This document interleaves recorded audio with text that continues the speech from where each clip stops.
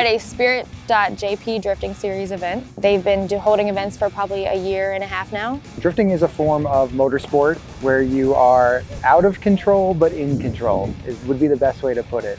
You're kind of on the edge of disaster but controlling it all at the same time. So it's highly addicting and very fun. If you had asked me 2 years ago, I probably wouldn't have been able to tell you what drifting was.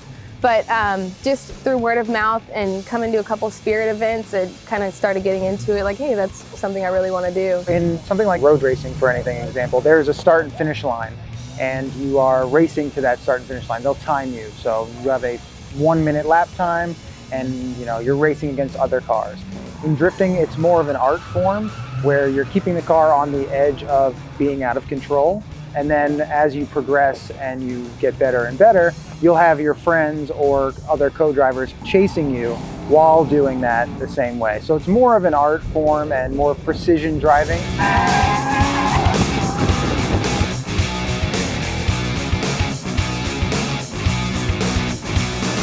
I came to my first drift event to see Kaylin. She was always the car person in the family. And I rode with her around the track. The first time around, I decided that I wanted to do this with her. Seeing Kaylin out here drifting really inspired me because at the time it was something I really wanted to do, and I didn't see a lot of ladies out there doing it. So I was a little bit intimidated at first, but I finally got the courage to actually talk to her about it. And she's a really big influence in helping me move from novice clinic to actually being out there with the intermediate people. Being a female mechanic and driver doesn't really feel any different to me. We are getting more females coming to these drift events and all of that. Some of them have told me that it was because they saw me and they had the courage to do it because they saw someone doing it already. So I actually never feel different being a female. It's kind of funny when we were growing up, is whenever I had car problems with my own car, I would call her for help.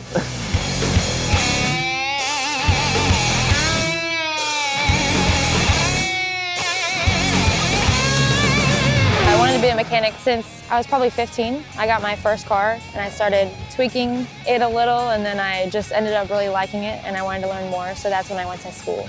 In the beginning, it did make me nervous because, she was slow, so it wasn't too bad, but as she progressed, she started getting faster around the track, and there are cement barriers there. And she was starting to get closer to the barriers. That's what you're supposed to do, and pushing yourself.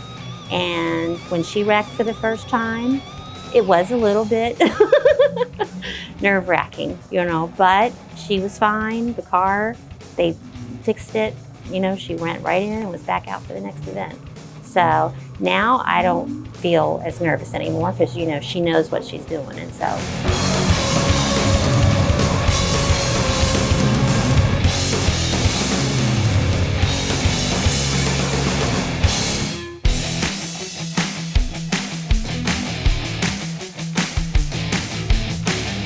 Kaylin is the only female instructor. She's worked her way up and showed real promise in wanting to help new drivers succeed, whether she's doing it at an event or here instructing at the skid pad session.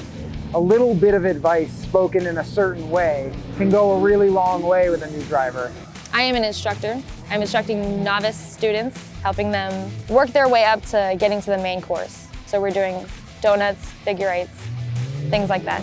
It felt amazing when I finally got my first donut down because I had honestly struggled with it for a while. My first time out here, I think I had gotten the donut a little bit, but not to the point where I felt really comfortable with it. But as I was starting to progress more and actually make it around, I wanted to get out of the car and yell, yay, I got it.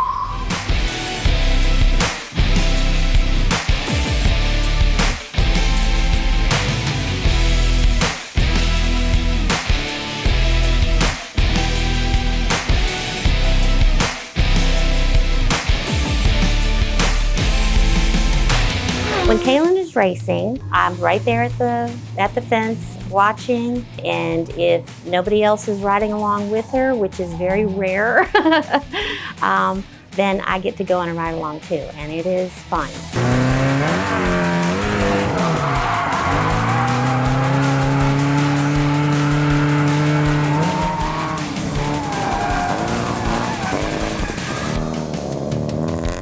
I've actually found way more joy than I ever thought I would teaching, because I knew I was there at one point And when I first started, we didn't have clinics like this to help us.